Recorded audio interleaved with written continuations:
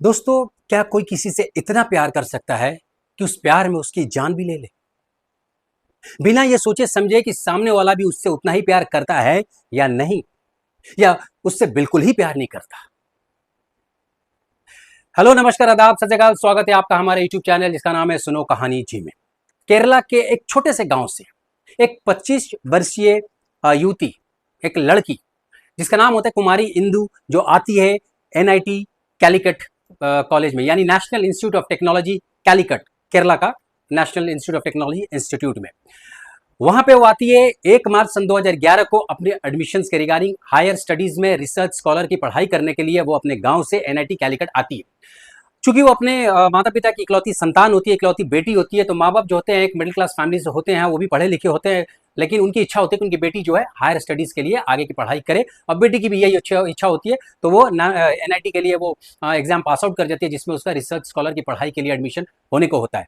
अब क्या है कि गांव से वो आते हैं, थोड़ा अफरा तफरी में उनको क्या होता है कि आखिरी दिन एडमिशन का होता है, तो वो जैसे तैसे करके माँ बाप और वो इंदु कुमारी जो लड़की होती है साथ में आते हैं एनआईटी कैलिकट 21 मार्च को सन 2011 को। अब चूंकि वो एडमिशन का आखिरी डे होता है, तो थोड़ा अफरा तफरी में इधर उधर भागदौड़ कर रहते हो, चूंकि माँ बाप जो होते हैं उनको उतना नॉलेज नहीं होता एडमिशन का प्रोसीजर का, तो थोड़ा इधर उधर वो अफरा तफरी में होते हैं। लड़की भी है, इस डोर से उस डोर जा रही होती है, थोड़ा फॉर्म्स के फिलअप्स के डॉक्यूमेंटेशन प्रोसीजर, ये जो एक आम तरह से जो इंजीनियरिंग कॉलेजेस में होते हैं उसी भागदौड़ में पेमेंट फीस करना है। अब क्या है कि वहां सभी लोग व्यस्त थे, चूंकि वो कॉलेज का एडमिशन का आखिरी दिन था, तो इनको लग रहा था कि माँ बाप को थोड़ा सा वो परेशान हो रहे थे, थोड़ा नर्वस भी हो रहे थे। लड़की भी थोड़ा सा नर्वस हो रही थी कि कोई उनको थोड़ा सा वहां पे गाइड कर दे कि कहाँ पे कौन चीजें होती हैं, अवेलेबिलिटी रिगार्डिंग एडमिशंस। तो इसी अफरा तफरी में इधर उधर भागदौड़ कर रहे थे, तो उनको कुछ समझ में नहीं आ रहा था कोई इनकी मदद करे। एक आध जन जो मदद करते वो अपने में खुद में ही व्यस्त थे, स्टूडेंट्स वगैरह। तभी जब ये प्रोसीजर चल रहा था, तभी एक करीब 35-36 साल का एक युवक, जो थोड़ा बियर्ड में दाढ़ी में होता है, चश्मा पहने हुए, कुछ हाथ में किताबों लिए हुए, वो एक लाइब्रेरी से निकलते हुए इसी एडमिशन काउंटर के सामने से गुजरता है। जब वो इन माँ बाप को और उस लड़की को विचलता देखते हुए, बड़ी ही नर्वसनेस देखते हुए और बातचीत करते हुए आपस में, वो बड़े ही देख के इनकी बातों को समझ जाता है कि कहीं ना कहीं ये माँ बाप जो है नर्वस है, तो उस बेटी के एडमिशन के रिगार्डिंग आए हुए हैं और वो थोड़ा सा नर्वस लग रहे हैं। तो वो सामने से वो बंदा जाके उनसे मिलता है और उनसे हाय हेलो करने के बाद उनसे पूछता है कि हाँ जी, आप किस चीज़ के लिए इतना नर्वस है, बड़े हड़बड़ाए हुए हैं। तो वो माँ बाप जो होते हैं वो बोलते हैं कि हमारी जो बेटी है, इसका नाम है कुमारी इंदु, ये बेसिकली रिसर्च स्कॉलर के लिए, आगे के लिए पढ़ाई के लिए यहाँ पे इस कॉलेज में एडमिशन ली है, और आज आखिरी दिन है और थोड़ा सा हमें समझ में नहीं आ रहा है, तो इसलिए क्या है कि हम थोड़ा सा नर्वस हो रहे हैं, और हमें कोई मदद करता तो इधर उधर थोड़ा भागदौड़ में सभी लोग व्यस्त हैं और हमें समझ में नहीं आ रहा है। तो उन्होंने बोला कोई बात नहीं, मैं आपकी मदद कर देता हूँ। तो उन्होंने कहा कि आप तो खुद स्टूडेंट हैं, आपकी क्लासेस होगी जाने के लिए। तो उन्होंने मुस्कुराते हुए कहा कि नहीं नहीं, मैं स्टूडेंट नहीं, मैं खुद यहाँ का प्रोफेसर हूँ। तो उन्होंने बोला कौन सा डिपार्टमेंट में आप स्कॉलर करना चाह रहे? तो उन्होंने एक डिपार्टमेंट लड़की ने बताया, जिसको उन्होंने बोला कि मैं उसी डिपार्टमेंट का मैं प्रोफेसर हूँ। तो उन्होंने बोला ये तो अच्छी बात है, और क्या हो सकता है कि जिस डिपार्टमेंट में वो लड़की पढ़ना चाह रही थी उसी डिपार्टमेंट के प्रोफेसर अपने वो निकल गए, उसी फैकल्टी के। तो उन्होंने क्या हुआ कि प्रोफेसर ने बोला कि मेरा नाम सुभाष है, सुभाष स्वामी, एंड वो क्या है कि इसी कॉलेज में पढ़ाते हैं एनआईटी कैलिकट में। तो उन्होंने उस लड़की की मदद की, कुमारी इंदु को। उसके बाद सारा डॉक्यूमेंटेशन प्रोसीजर करके फीस वगैरह भरने के बाद उनका एडमिशन हो गया। अब माँ बाप जो थे एज यूजुअल जैसे बट ऑब्वियस होता है, बहुत थैंकफुल थे उस सुभाष के लिए, जिन्होंने मदद की एज अ गाइड, मेंटर कह सकते हैं, एज अ टीचर, प्रोफेसर कह सकते हैं कॉलेज में। तो बड़े ही थैंकफुल थे, और उन्होंने फिर सुभाष को कहा कि आप प्लीज़ ध्यान दीजिएगा, क्योंकि आप प्रोफेसर है, लड़की आपके सामने क्लासेज अटेंड करती रहेगी, पढ़ाती रहेगी, तो आप प्लीज़ इसका ध्यान देते रहिएगा। और वो ये कह के, गुजारिश करके, रिक्वेस्ट करके, और बड़े ही थैंकफुल मोड में कह के वहाँ से सुभाष ने भी उनको बहुत कहा कि अरे कोई बात नहीं, आप निश्चिंत रहिए, लड़की आपकी यहाँ पढ़ेगी, हॉस्टल्स वगैरह सारा कुछ व्यवस्था होने जाने के बाद उन्होंने कहा चिंतित निश्चिंत रहिए, मेरे क्लासेस में आती रहेगी, मैं इसको गाइड करता रहूँगा, देखता रहूँगा, ताकि ये अच्छे ढंग से अपनी पढ़ाई पूरी कर सके। ये कर कर आके माँ बाप जो है अपने गांव वापस लौट जाते हैं, और इधर जो होता है इंदू की पढ़ाई शुरू होती है। इंदू और कॉलेज में आना डेली, अपन हॉस्टल कॉलेज चल रहा होता है, पढ़ाइयाँ चल रही होती है, सुभाष के भी क्लासेस चल रहे होते हैं रेगुलर, इंदू भी क्लासेस में आती रहती है। अब धीरे धीरे क्या है कि अब आम स्टूडेंट के और स्टूडेंट्स के अलावा इंदू के दिल में सुभाष के लिए थोड़ा एक एक्स्ट्रा रिस्पेक्ट होता है, एक mentor, as a guide, as a professor, और खासकर जब पहले दिन मदद की थी, तो इस पॉइंट ऑफ व्यू से थोड़ा सा सुभाष के लिए एक रिस्पेक्ट होता है। हालांकि इंदू 25 साल की होती है, वो 35 साल का होता है, 10 साल का गैप होता है, लेकिन एक टीचर प्रोफेसर के नाते अच्छा रिस्पेक्ट होता है। तो वो हिसाब से वो अपना क्लासेस में यहाँ वहाँ चल रहा होता है। अब सुभाष को भी एक अच्छा सा लगाव हो गया था कि भाई चलो ठीक है, लड़की है, गांव से आई हुई है, माता पिता ने बड़ी रिक्वेस्ट की थी कि भाई इसका ध्यान रखना, तो उस हिसाब से वो मामला सुभाष का भी देखता रखना, चलते रहना, गाइड करते रहना, पढ़ाई लिखाई में इधर उधर करते कराते 2-4-6 महीने गुजरते गए, ऐसे ही चीज़ें करते गई, पढ़ाते और इस सब चीज़ों में करते गई। वो अपने थीसिस वगैरह, इधर पढ़ाई लिखाई, अपने जो भी जो एकेडमिक्स जो होती हैं रिसर्च स्कॉलर के रिगार्डिंग, वो सारा कुछ प्रोसीजर चलता रहा। करते कराते 2 4 6 महीने पास होते गए। धीरे धीरे अब क्या है कि सुभाष के मन में इंदु के प्रति जो है एक प्यार पनपने लगा। थोड़ा सा उसके लिए एक सॉफ्ट कॉर्नर क्या कह सकते हैं कि एक लव वाला जो है इमोशंस उसके अंदर क्रिएट होने लगी। चूंकि बहुत ही एक इंट्रोवर्ट पर्सन होता है सुभाष, किसी से कुछ नहीं घुल मिल होने वाला, ना बातचीत करने वाला, चुपचाप रहने वाला। लेकिन इंदु से मिलने के बाद उसके मन में ना थोड़ा सा एक प्यार पनपने लगता है कि हाँ यार, ये जो लड़की है शायद ये मेरे लायक है, उसको ऐसा लगता है। तो धीरे धीरे बातचीत करते कराते 4 5 6 महीने गुजरते हैं। इंदु से मिलना होता है, उसका बात विचार करते करते धीरे धीरे इधर उधर मिलना, कॉफी वॉफी बाहर भीतर जाना, कॉलेज कैंटीन, इधर हॉस्टल, फिर शहर में इधर उधर आसपास घूमने घुमाने जाना, करते कराते साल भर करीब होने को होते हैं। फिर क्या होता है कि दोनों में काफी गहरी दोस्ती हो जाती है। अब काफी गहरी दोस्ती होने के बाद सुभाष जो है अब पूरी तरह से 100% इंदु से प्यार करने लगता है। लेकिन वो उससे कहने से डरता है कि अगर वो कह दिया, बयान कर दिया तो कहीं इंदु बुरा ना मान जाए। क्योंकि वो थोड़ा सा एज डिफरेंस होता है तो उस बात के लिए वो झिझकता है, वो थोड़ा डरता है। अब इधर क्या है कि इंदु की तरफ से भी वैसी रिस्पेक्ट, बहुत अच्छे ढंग से प्यार आ रहा है, तो उसको इंदु के भी सॉफ्ट कॉर्नर्स, वो प्यार, वो मुस्कान, वो सारी चीजें जो होती है, जो एक दो प्रेमियों के बीच में होता है, जो एक कॉर्डियल शेयरिंग, एक लव शेयरिंग, एक इमोशन जो होता है वो चल रहा होता है। इधर इधर जाना, कॉफी चाय, बाहर थिएटर पिक्चर सिनेमाज घूमने जाना, इधर उधर, वो एक नॉर्मल प्रोसीजर उनके रूटीन लाइफ में बन गया था। इस बीच में क्या हुआ कि करते कराते वो थोड़ा सा एक दो बार जो है इतनी दोस्ती होगी कि वहां से तिरुवनंतपुरम जाने के लिए सुभाष जो है इंदु को अपने साथ घुमाने के लिए भी लेके जाता है। तो वो तिरुवनंतपुरम भी जाती है, दोनों साथ जाते हैं, वहां से घूम के 2 3 दिन के लिए घूम के आ भी जाते हैं। तो ये करीब एक दो बार हो जाता है, दोनों के बीच में आना जाना, घूम के होके कर करा के आना। ये सब होने के बाद अब क्या है कि सुभाष जो है 1 साल होने के बाद पूरी तरह से इंदु के प्रेम में पागल हो चुका है। अब उसको लगता है कि इंदु से ही शादी वो करेगा, किसी और से नहीं करेगा। अब लेकिन वो बस एक सही समय का इंतजार कर रहा होता है और उसने इसके लिए एक प्लानिंग भी कर रखी थी कि एक सही जगह, एक सही समय पे वो प्लान आउट करके छुट्टियों में वो इंदु को लेके जाके वहां पे प्रपोज करेगा और शादी कर लेगा। तो वो एक सरप्राइज देना चाह रहा था क्योंकि उसको भी लग रहा था कि इंदु उससे प्यार कर रही है, और हालांकि उसने इंदु से कहा नहीं था। एक दिन इंदु जो है किसी काम के मुकाबले 20 किलोमीटर एनआईटी कैलिकट से कोझीकोड में जाती है, एक जगह है वहां पे किसी अपनी ग्रुप स्टूडेंट के साथ गई हुई थी। तो उस दिन क्या होता है कि सुभाष जो है वहीं कॉलेज में होता है। तो अब क्या है कि अचानक एक दिन जो इंदु के माता पिता होते हैं वो उसके कैलिकट जो एनआईटी में आते हैं उससे मिलने के लिए, लेकिन इंदु जो है बाहर गई हुई है। तो फिर वो जो है सुभाष से मिलने आते हैं। सुभाष से मिलने के आने के बाद सुभाष को एक कार्ड देते हैं और वो कार्ड देख के सुभाष को बोलते हैं कि ये आपके लिए है। जब सुभाष वो कार्ड देखता है तो सुभाष के मन में जो है एकदम कह सकते हैं कि शॉक लगता है, वो एक बहुत बड़ा झटका उसको लगता है, क्योंकि वो कार्ड जो था वो एक बेसिकली इंदु की शादी का कार्ड था। अब वो कार्ड देखते उसने बोला ये शादी कब, कैसे, मुझे तो इंदु ने बताया नहीं, कुछ नहीं। उसके माता पिता ने कहा कि नहीं, इंदु से हमारी बातचीत हो चुकी है, इंदु जो है उसके रजामंदी से हम कर रहे हैं और उसने भी शादी के लिए हाँ भर दी है। तो ये कार्ड हम आपके लिए देने के लिए आए हैं कि इस बार जब गर्मियों की छुट्टी होगी तो उसी टाइम हम उसकी शादी कर देंगे और आगे की पढ़ाई जो है अपने साथ वो करते रहेगी, क्योंकि उसके हस्बैंड भी प्रोफेसर हैं। तो हम साथ कर देंगे, वो आगे की पढ़ाई कंटिन्यू करती रहेगी। तब ये सुनते ही सुभाष को बहुत बड़ा शौक लगता है कि ऐसे कैसे इंदु ने किया, मेरे साथ पिछले 1 साल गुजार ली, बहुत अच्छे ढंग से प्यार मोहब्बत के साथ सब कुछ, जैसे दो प्रेमी होते हैं, दो कपल होते हैं, उस तरह से हम समय गुजारे, हम बाहर भी घूमने गए, काफी चीजें, बॉन्डिंग हमारी बहुत क्लोज रही है, जैसे दो प्रेमी होते हैं। ये अचानक शादी का कार्ड। फिर वहां पे सुभाष का जो है माथा ठनका। उसने क्या बोला कि देखिए ऐसा है, उसने उसके माता पिता से रिक्वेस्ट की कि देखिए ऐसा है, शायद आप लोगों को नहीं पता है, शायद इंदु आपके डर में, आपके प्रेशर में, या आपकी इज्जत को, या आपकी इज्जत रखने के लिए, या प्रेम में जो भी हो, कुछ भी इमोशंस उसके ऊपर जो प्रेशराइज हो गई हो, उसके वजह से शायद वो आपसे नहीं कह पाई। लेकिन बेसिकली इंदु जो है वो भी मुझसे प्यार करती है। हाँ, और हम दोनों एक दूसरे से प्यार करते हैं, हम बाहर भी घूमने गए हैं, हम इधर उधर सब कुछ कहेंगे, हमारे अंदर बीच कुछ भी नहीं रहा जो एक अनजाने के बीच में रहता है। एक प्रॉपर एक कपल बॉन्डिंग वाला हमारे बीच में रिश्ता है और इंदु में मुझसे बहुत प्यार करती है। तो प्लीज आप मुझे इजाजत दीजिए कि मैं आपसे उसका हाथ मांगू, मैं उससे शादी करना चाहता हूँ। आप जब कहेंगे मैं शादी कर लूंगा। मैं आपसे कहना चाहता था लेकिन मैं आपसे नहीं कह चाहा, क्योंकि मैं पहले इंदु की राय जानना चाहता था, और इंदु हाँ बोलती उसके बाद फिर मैं आपको कहता। ये बोला तो उसके माँ बाप जो है बोले कि नहीं नहीं नहीं, हम आपसे तो शादी करा नहीं सकते, क्योंकि आप हो गए दूसरे कास्ट में और हम लोग हुए दूसरे कास्ट में, तो हमारी बेटी की कास्ट और आपकी कास्ट मिलती नहीं है, तो हम करा नहीं सकते, और हम जो इंदु को अपनी ही कास्ट में कराएंगे, और जिस लड़के से शादी तय की हो वो हमारी कास्ट का है। अब ये सुनते ही सुभाष जो है बहुत पहले तो बहुत डिसअपॉइंट हुआ, फिर रिक्वेस्ट किया, जब उन्होंने नहीं माना तो गुस्से में बोला कि ऐसे कैसे हो सकता है जी, ऐसा नहीं हो सकता, मैं ये शादी होने नहीं दूंगा। अब ये बोल के उसके माता पिता भी जो है काफी बहसबाजी होती है, फिर वो गुस्से में वहां से वो निकल जाते हैं। कार्ड जो है सुभाष के पास रहता है, वो अब इंदु का इंतजार करता है। अब इंदु आती है अगले दिन, मिलना होता है कॉलेज में, दोनों मिलते हैं, उससे कैंटीन में लेके जाता है, बात करता है, बोलता है ये क्या है इंदु, ये दिखाता है उसको, तो वो बोलती है हाँ क्या, बोलती है कार्ड, बोलती है कहाँ से मिला, बोला कल तुम्हारे मम्मी पापा आए होते, ये कार्ड मुझे देने के लिए, और उन्होंने मुझे दिया, तुम यहाँ थी नहीं तो मुझसे मिले और तुम्हारा ये कार्ड दिया, बोल रहे कि तुम्हारी शादी है इसी छुट्टियों में, तो तुम शादी किसी और से कर रही हो। तो बोली हाँ इसमें क्या है, बोले नहीं, हम तो 1 साल से गुजार रहे हैं एक दूसरे के साथ समय, इतना मैं तुमसे इतना प्यार करता हूँ, तुम भी मुझसे इतना प्यार करती हो, हम 1-2 बार बाहर भी घूम के आए हुए हैं, और बिल्कुल हमारे बीच अब कुछ नहीं रहा जो ऐसा अनजान की तरह हो, बिल्कुल हम पति पत्नी की तरह 1 साल से हम समय गुजारा हमने, रहा हम, तो फिर ऐसे कैसे तुम कर सकते हो कि अचानक शादी किसी और से, प्यार मुझसे और शादी किसी और से।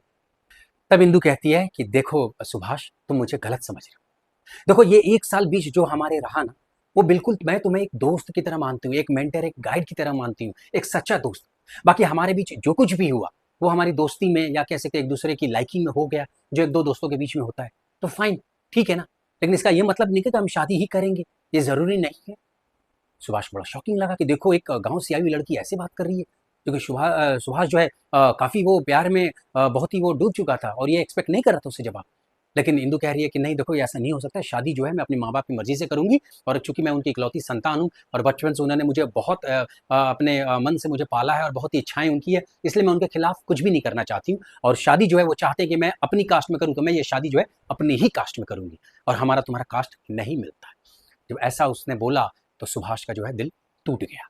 फिर क्या है कि दोनों के बीच में बहसबाजी होती है, झगड़ा होता है, उसके बाद क्या होता है कि उस दिन के बाद दोनों के बीच में बातचीत बंद हो जाती है। कुछ दिन गुजरते हैं, हफ्ता, फिर करते कराते 1 महीना गुजर जाता है, कॉलेज में आते जाते हैं, लेकिन एक दूसरे से देखते ताकते नहीं है, और बात भी नहीं करती है, कट ऑफ करके हो जाते हैं। धीरे धीरे इधर सुभाष जो है मन ही मन बहुत तड़पता है, घुटन होने लगती है उसको, वो चाह के भी इंदु से बातचीत नहीं कर पाता, अपने दिल की बात नहीं कह पाता। घुटन से बाहर निकलने के लिए सुभाष जो है क्या करता है कि 2 अप्रैल को 2 टिकट बुक करता है। एक टिकट बुक करता है अपना कोझिकोडे से तिरुवनंतपुरम, जो कि कोझिकोडे जो कैलीकट के पास होता है, तो उसको ट्रेन मिलती है कोझिकोडे से, तो कोझिकोडे से तिरुवनंतपुरम के लिए एक ट्रेन बुक करता है, और दूसरा एक टिकट बुक करता है तिरुवनंतपुरम से दिल्ली के लिए। टिकट बुक करने के बाद फिर वो क्या करता है कि 1-2 दिन बाद वो कॉलेज में इंदु से मिलता है। अब इंदु से मिलने के बाद जाहिर सी बात है कि वो उससे बोलता है कि आई एम सॉरी, हमारी बीच जो 1 महीने पहले जो बहसबाजी हो गई थी, शायद मैं गलत माइंडसेट में था, शायद मैं एक तरफा प्यार में डूबा हुआ था, और इसके लिए मैं माफ़ी चाहता हूँ, तो हम फिर से क्या दोस्त नहीं बन सकते। तो इंदु ने कहा क्यों नहीं, मैं तो तुम्हें अभी भी दोस्त मानती हूँ, मेंटर मानती हूँ, गाइड मानती हूँ, भाई तुम मुझे पढ़ा ही रहे हो, तो मैं तुम्हें तो दोस्त मानती हूँ, हम क्यों नहीं दोस्त बन सकते, बन सकते हैं। ऐसे करते करते 1-2 दिन हुआ दोनों में दोस्ती, तो फिर करीब 3-4 दिन बाद मौका देखते ही सुभाष कहता है कि इंदु से कि इंदु अब देखो 2 महीने बाद तो तुम्हारी शादी होने वाली है, अब हम जो है दोस्त हैं, लेकिन मेरी एक आखिरी इच्छा है कि क्या हम पहले की तरह दोस्ती की तरह ही आखिरी बार, क्या एक बार हम फिर एक साथ घूमने बाहर जा सकते हैं। तो इंदु बोलती है क्यों नहीं, चलो चल सकते हैं। तो बोले हाँ ठीक है, एक काम करते हैं, आखिरी बार तुम मेरे साथ चलो, मैंने टिकट करा रखी है यहाँ से तिरुवनंतपुरम की, तो हम तिरुवनंतपुरम जाएंगे, वहां से घूम के फिर वापस आ जाएंगे। समय आता है करीब 24 अप्रैल का, 24 अप्रैल को दोनों मिलते हैं, मिलने के बाद अपने सामान लेने के बाद स्टेशन पे पहुंचते हैं, कोझिकोड स्टेशन पे पहुंचते हैं, जो कैलीकट से करीब 20 किलोमीटर दूर होता है। कोझिकोड स्टेशन पे ट्रेन पकड़ते हैं, वहां से वो ट्रेन को रात को करीब 7-8 बजे का शाम का ट्रेन होता है, वो ट्रेन पकड़ने के बाद उसमें होते हैं एसी, थर्ड एसी का टिकट होता है, उसमें दोनों बैठते हैं। बैठने के बाद समय गुजरता है, गुजरने के बाद करीब रात को 11-12 बजे के आसपास टीटी आके निकल जाते हैं। उसके बाद जो होता है 11 बजे जब सब लोग सो गए होते हैं, और रात की जब ट्रेन चल रही होती है, तभी जब इंदु करीब 11-12 बजे के आसपास सो रही होती है, तभी सुभाष जो है उसको उठाता है, बोलता है कि इंदु मुझे तुमसे थोड़ी बात करनी थी, क्या हम कर सकते हैं। बोले हाँ हाँ क्यों नहीं, उठ के बैठ जाती है वो, दोनों बातें करते हैं।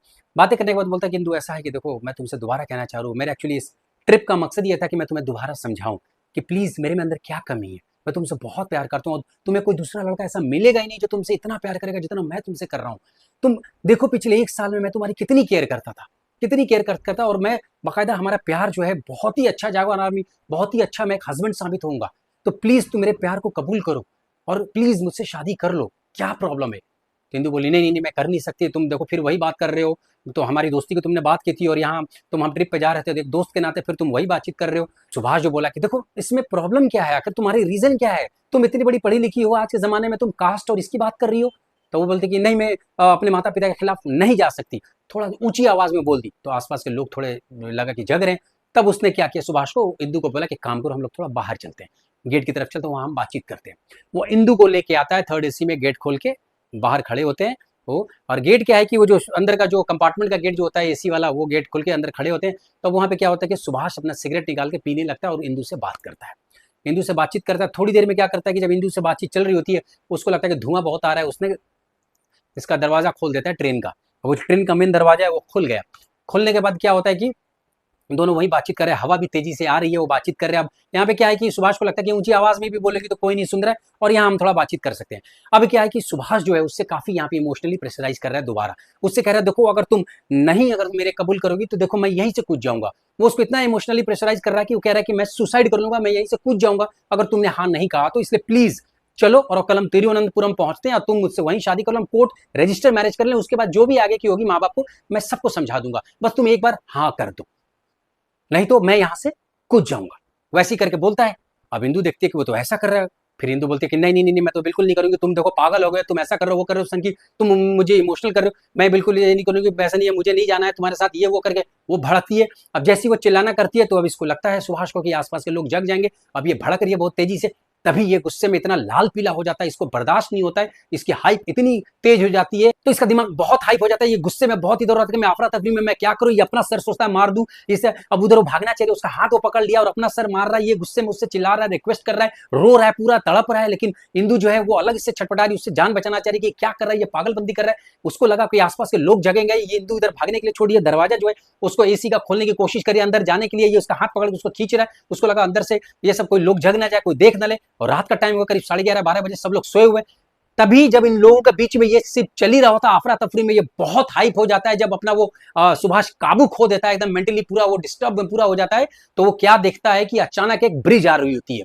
जैसे वो एक लोहे की ब्रिज क्रॉस कर रही है, ट्रेन वहां पे धीमी हो जाती है। एक बेसिकली ये ब्रिज जो होता है वो प्रयार नदी के ऊपर ये ब्रिज होती है, जो ये वाइजैक स्टेशन से 40 किलोमीटर अलुआ स्टेशन एक होती है, उसी स्टेशन अलुआ स्टेशन आने से पहले ये प्रयार नदी आती है, उसी के ऊपर ये लोहे की ब्रिज होती है और ट्रेन वहीं पे धीरे चल रही होती है। जब अफरा तफरी में इतना कुछ नहीं समझ में आया तो इससे पहले कि कुछ समझ में आया, गुस्से में उसने क्या किया कि उसका हाथ वहां से छुड़ाया और सीधे उसने इंदु को धक्का मार दिया ब्रिज के ऊपर से। अब इंदु वहां से गिरी और ब्रिज में टकराई, लोहे में टकराने के बाद वो सीधे एकदम प्रयार नदी में। अब उसने देखा कि वहां से वो गिर गई। अब उसने झट से वो दरवाजा बंद किया और बर्थ पे आके सो गया। सोने के बाद थोड़ी देर समय गुजरने के बाद उसने देखा कि 40 किलोमीटर बाद जब वाइजैक स्टेशन आता है, वो वाइजैक स्टेशन पे उतर जाता है। उतरने के बाद वो दोबारा दूसरा ट्रेन पकड़ता है और फिर वहां से वो वापस आता है कोझिकोड। अब ये यहाँ पे आ गया, करीब 2 दिन गुजर जाते हैं। अब कुछ बातचीत नहीं हो पाती है तो उसके माँ बाप जो होते हैं बड़े बेचैन हो जाते हैं। वो कॉलेज में फ़ोन करते हैं, पता चलता है कि वो तो नहीं है अपने हॉस्टल में इधर उधर। तो अब इंदु कहाँ गई, ये सारे कॉलेज में जब बातचीत होने लगी नहीं होता तो उसके माँ बाप वहाँ से कॉलेज आते हैं। कॉलेज आने के बाद ढूंढते हैं, कॉलेज में हॉस्टल्स में ढूंढते हैं, उसके दोस्तों से पूछते हैं, सबसे पता चलता है कि नहीं कहीं कुछ नहीं है। गई कहाँ, उसका मोबाइल स्विच ऑफ है, कहीं समझ में नहीं आ रहा है, कहीं हमें कुछ बता ही नहीं है, आखिर गई तो कहाँ गई। अब ये सब होने के बाद क्या होता है कि फाइनली जब उनको लगता है कि एक बार जो है हम इससे सुभाष से भी पूछ सकते हैं कि कहाँ की, शायद उसने देखा हो, कि उस सिचुएशन में तो कोई भी कहीं से भी किसी से भी पूछता है कि शायद हमें कोई क्लू मिल जाए। वो आते हैं सुभाष से पूछते हैं, सुभाष कहता है कि नहीं मैं तो नहीं जानता, मुझसे तो मिली नहीं, हम आखिरी बार जब आपसे मिले थे फिर मैं उससे मिला, उससे कहा हमारी से बातचीत हुई, उसके बाद हमारा कोई कनेक्शन कुछ नहीं हुआ और मुझे नहीं पता कि वो कहाँ गई, मुझे लगा शायद वो गाँव गई होगी अपनी, उसकी शादी की तैयारी कर रहे हैं। ऐसा करके सुभाष भी चला जाता। अब इसके माँ बाप जो है बड़े बेचैन, बेचारे क्या करे, अब इकलौती संतान बेचारी, वो भी लड़की, अब कहाँ चली गई 2 दिन से पता नहीं है। वो माँ उसकी बिलख रही है, रो रही है। पिता जो है वो भी बेचारे अब आंख से आंसू निकल रही हैं, करीब 50-55 साल के बेचारे। और वो करे सो क्या करे, समझ में नहीं आ रहा क्या करे, क्योंकि बेटी को बड़ी उम्मीद के साथ पढ़ने के लिए भेजा था और यहाँ पे बेटी को 2 दिन से अता पता ही नहीं है। अब क्या करे, वो कॉलेज में प्रिंसिपल से मिलने के बाद करके वो नहीं समझ में आता, वो सीधे पुलिस के पास जाते हैं और कंप्लेंट लॉन्च करते हैं गुमशुदगी का। पुलिस आती है, अपनी तफ्तीश करती है, सब फाइंडिंग वाइंडिंग इधर उधर इंक्वायरी करती है, सब कॉलेज में सबसे पूछती है, वो सुभाष से भी पूछती है। सुभाष भी कहता है कि नहीं मुझे तो कुछ नहीं पता। 2 दिन बाद उसी नदी, प्रयार नदी के पास, अलुआ स्टेशन के पास, उसी ब्रिज के नीचे जो नदी होती है वहां पे क्या होता है कि कुछ लेबर लोग जो होते हैं, जो वहां पे वो रेत निकालते हैं, अपने जो निकाल के वो जाके बेचते हैं, वो रेत निकालने के लिए वो डूबते हैं उसमें, वो जाते हैं तो देखते हैं कि पानी के नीचे एक लाश पड़ी हुई है। उनको जब लगा तो पहले तो शॉक्ड हो गए। शॉक करने के बाद फिर उस लाश को निकालते हैं, निकालने के बाद देखते हैं वो लाश तो किसी लड़की की है। वो लाश लड़की को देखने के बाद वो क्या करते हैं कि वो रेलवे पुलिस को वो इन्फॉर्म करते हैं। पुलिस आती है, उस लाश को देखती है, उसको उठाती है, लेके जाती है, पोस्टमार्टम के लिए भेज देती है। फिर ये बात जो है मीडिया में आ जाती है, न्यूज़पेपर में छप जाता है कि एक 25 साल की लड़की जो है इस ट्रेन से जाते हुई रात को करीब 11-11:30 बजे प्रयार नदी में कूद के सुसाइड कर ली है। खबर जो है कहीं ना कहीं कैलिकट में भी न्यूज़पेपर में ये मामला जो है छप जाता है, तो पुलिस को यहाँ को भनक लग जाती है। वो कनेक्ट करते हैं वहाँ अलुआ स्टेशन के पुलिस चौकी को कनेक्ट करते हैं, तो पता चलता है कि हाँ एक 25 साल की लड़की के जो सुसाइड का केस आया हुआ है 2-3 दिन पहले। उसके माता पिता को लेकर पुलिस कैलीकट से जाते हैं अलुआ स्टेशन। वहां जाने के बाद उस पोस्टमार्टम उस हॉस्पिटल में जाते हैं। वहां इंदू जो है उसकी मॉर्चरी से बॉडी निकाली जाती है और उसके माँ बाप को दिखाया जाता है। जब कवर हटाते हैं तो उसकी माँ देख के वहीं बेचारी गिर के बेहोश हो जाती है। पिता की आंखों में इतनी आंसू थी, बेचारी इतनी रो रहे थे असहाय से कि उनको समझ में नहीं आ रहा था कि हम करें सो क्या करें, क्योंकि उस शहर में वो किसी को ना जानते, कोई नहीं है। बेचारी माँ जो है वो गिर के बेहोश पड़ी हुई है और बेटी जो थी उसकी लाश पड़ी हुई। एक 25 साल की बेटी बताइए, जिसको इन्होंने बचपन से पढ़ाया, लाड प्यार से, इकलौती बेटी, इस इच्छा से कि चलो भाई वो पढ़ना चाहती है आगे, उसको पढ़ाना चाहते थे कि चलो ये पढ़ के कुछ बड़ा नाम करेगी, अपनी जीवन जो है सेटल्ड हो जाएगी लाइफ में, और करके उसकी शादी होने वाली थी 2 महीने बाद। ये देख के उसके पिता की जो है कलेजा फट रहा था, वो बेचारे फूट फूट कर रोने लगे, रोते रोते। अब क्या करे, पुलिस वाले भी देख रहे हैं कि माँ बाप, उनकी भी आंखों में आंसू आगे देख के। अब करे सो क्या करे। फिर क्या होता है कि इस बॉडी को लेके माता पिता फिर वहाँ से आते हैं कैलीकट। कैलीकट आने के बाद फिर वहाँ के हॉस्पिटल में आते हैं, मॉर्चरी में रखा जाता है। माँ बाप जो है कोर्ट में पहुंच जाते हैं, वहाँ पे वो क्राइम ब्रांच की इंक्वायरी लॉन्च कराते हैं, क्योंकि सब लोग कह रहे थे कि ये बेसिकली सुसाइड किया हुआ है। तो सुसाइड वहां पे भी बोल रहे थे, अलुआ स्टेशन के पास, यहाँ भी बोल रहे थे। अब क्या है कि माता पिता को लग रहा था कि ये सुसाइड हो नहीं सकता, क्योंकि इनकी बेटी जो थी बहुत खुश थी और ऐसा कुछ नहीं हो सकता है, क्योंकि शादी होने थी, वो बहुत एक्साइटेड थी और उनसे बातचीत होती थी तो वो बहुत खुश थी, तो ऐसा क्यों करेगी। उनको शक था कि कहीं ना कहीं कुछ दाल में काला है। क्राइम ब्रांच को केस सौंपा जाता है। क्राइम ब्रांच जो है आती है, अपने एक्टिव होती है और अपने एक्शन में आती है, और आने के बाद सारा कुछ इधर उधर करती है, सब लोगों से पूछताछ करती है। इसी बीच क्राइम ब्रांच जो है सुभाष को पूछती है। सुभाष का और इंदु का कॉल डिटेल्स निकाला जाता है तो पता चलता है कि ठीक 3-4 दिन पहले, घटना से 3-4 दिन पहले सुभाष और इंदु में 2-3 बार बातचीत हुई थी। तब सुभाष को बुलाया जाता है, उससे पूछताछ किया जाता है, तो सुभाष बोलता है कि हाँ मेरी उससे बातचीत हुई थी और हम लोग बातचीत कर रहे थे, प्लानिंग कर रहे थे कहीं जाने की। बोले कहाँ जाने की प्लानिंग कर रहे थे। जब शक हुआ तो क्राइम ब्रांच ने क्या किया कि उसके लैपटॉप और मोबाइल दोनों जब्त कर लिए।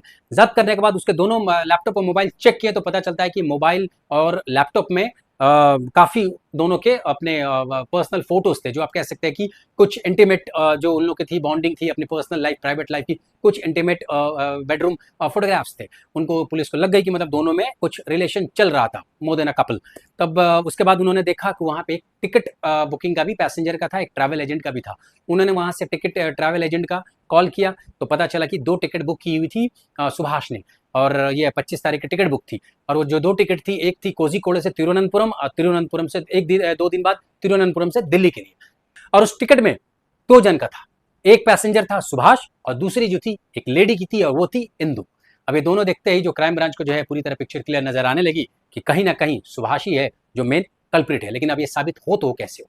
सुभाष को बुलाया जाता है, दोबारा पूछताछ किया जाता है तो सुभाष शुरुआत में कुछ नहीं बोलता है। जब थोड़ी कड़ाई अपनाई जाती है तो जो है सुभाष जो है थोड़ा डर जाता है और फिर वो कहता है कि हाँ मैं थोड़ा सा डर गया था, मैं ये कहना चाहता हूँ कि हम गए थे, बेसिकली क्या था कि हम पिछले साल भी घूमने गए थे, तो उस तरह से मैंने इस साल भी बोला था इंदु को कि चलो हम लोग एक बार आखिरी ट्रिप घूम के आते हैं, क्योंकि तुम्हारी शादी होनी है इसलिए हम आखिरी ट्रिप घूम के आते हैं तिरुवनंतपुरम, उसके बाद हो सके तो तुम्हारा मन करेगा तो हम फिर दिल्ली चले जाएंगे, नहीं तो तिरुवनंतपुरम से हम वापस आ जाएंगे। तो मैं इंदु को लेके तिरुवनंतपुरम निकला। उस दिन हम लोग ट्रेन में चढ़े, हम लोग गए, रात को हम लोग बातचीत कर रहे थे, लेकिन कहीं ना कहीं इंदु जो थी इस शादी से वो बिल्कुल खुश नहीं थी, वो शादी नहीं करना चाहती, लेकिन माँ बाप के प्रेशर में वो शादी कर रही थी, जिसकी वजह से काफी डिप्रेस थी। वो मुझे बाहर लेके आती है और दरवाजे के पास ये बातचीत कर रही होती है, बोलती है मैं नहीं करना चाहती वो शादी, वो मुझसे शादी करना चाहती थी। ऐसे करते करते बात में बोलती है कि नहीं मैं नहीं करूंगी, मैं माँ बाप के खिलाफ भी कैसे जाऊं और मैं कैसे करूं, मैं ये शादी भी नहीं करना चाहती और माँ बाप के खिलाफ भी नहीं जाना चाहती। ये तमाम बातें करते करते वो अचानक ब्रिज आया और वहां से वो कूद गई। अब ये देखते ही मैं शॉक्ड हो गया, मैं डर गया, मैं क्या करूं, मैं किसी को नहीं बोलूं, फिर सब लोग मुझ पर शक करेंगे, मैं डर गया, इसलिए मैं भाग के वापस आके सो गया और उसके बाद फिर मैं उतर गया स्टेशन पे। अब ये सारी बातें सुभाष ने बताई कन्फेशन में। अब ये बातें थी, लेकिन कहीं ना कहीं क्राइम ब्रांच टीम को लग रहा था कि सुभाष जो है कुछ ना कुछ गड़बड़ बात कर रहा है। उन्होंने प्लान किया कि हम मौके वारदात पे जाते हैं।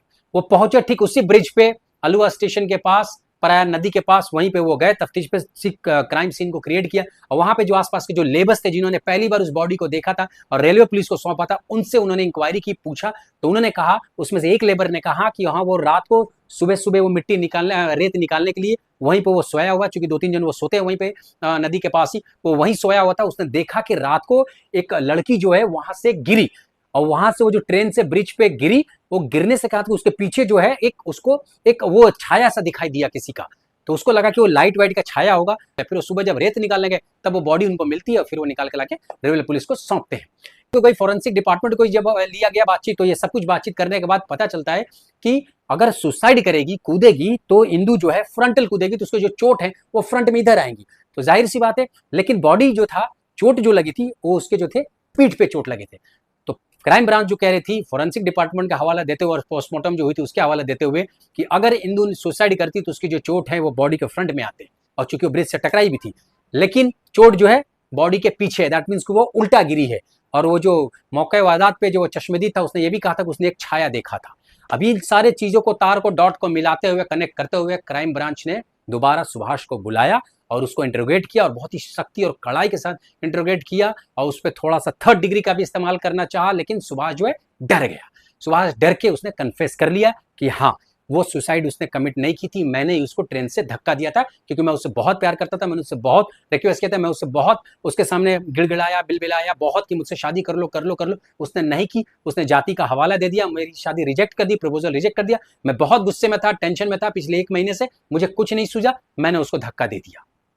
तो ये सुभाष ने कन्फेस कर लिया। अब पुलिस ने अरेस्ट कर लिया, अब उसको सजा भी हो जाती है। उसको तो सजा हो गई, लेकिन जैसे मैंने शुरुआत में कहा था दोस्तों कि क्या कोई किसी से इतना प्यार करता है कि उसकी जान भी ले ले, वो भी बिना जाने कि क्या वो उससे प्यार करते भी है या नहीं करता है या करती है। बिना ये जाने आप किसी से एक तरफा प्यार में इतना पागल हो जाओगे? अरे कम से कम उसकी भी राय तो जानो। प्यार का मतलब सिर्फ अपना नहीं सोचना होता है, प्यार का मतलब होता है कि सामने वाले की भी इच्छा जानो। जब तक आप उसकी इच्छा नहीं जानोगे, इतना मतलब कि आप उससे प्यार नहीं कर रहे हो, आप सिर्फ एक तरफा प्यार कर रहे हो। और इस कहानी से हमें क्या मिला? हमें कहानी से यही मिला कि सुभाष जो है सिर्फ एक तरफा प्यार में मारा गया, और उसी चक्कर में उसने अपनी जिंदगी तो बर्बाद कर ली। एक पढ़ा लिखा इंसान, प्रोफेसर, अपनी जिंदगी बर्बाद कर ली, और साथ में एक नौजवान, एक युवती, एक लड़की, यंग लड़की जो बेचारी अपनी फ्यूचर भविष्य संवारने के लिए इस कॉलेज में पढ़ने के लिए आई थी, लेकिन उसे नहीं पता था कि जिस आदमी से, इंसान से उसने 1 साल पहले मदद मांगी थी अपने कॉलेज में एडमिशन लेने के लिए, वही इंसान एक दिन उसकी जान ले लेगा। उधर माँ बाप, एक इकलौता चिराग, इकलौती बेटी, वो चलेगी जो सहारा बनती शायद उनके लिए बुढ़ापे में, वो भी चलेगी। अब उनकी जिंदगी में कोई नहीं रहा। माँ बाप की आंखों से आंसू, जीवन भर आंसू बहाने के अलावा और कुछ नहीं बचा है बेचारे। किसको क्या मिला? इस कुछ नहीं मिला। तो उम्मीद करता हूं दोस्तों कि आपकी आज ये कहानी पसंद आई होगी, तो प्लीज इसको लाइक कीजिए, सब्सक्राइब कीजिए, कमेंट कीजिए, और प्लीज शेयर जरूर कीजिए। मिलते हैं तब तक के लिए अगले वीडियो में। तब तक के लिए जय हिंद।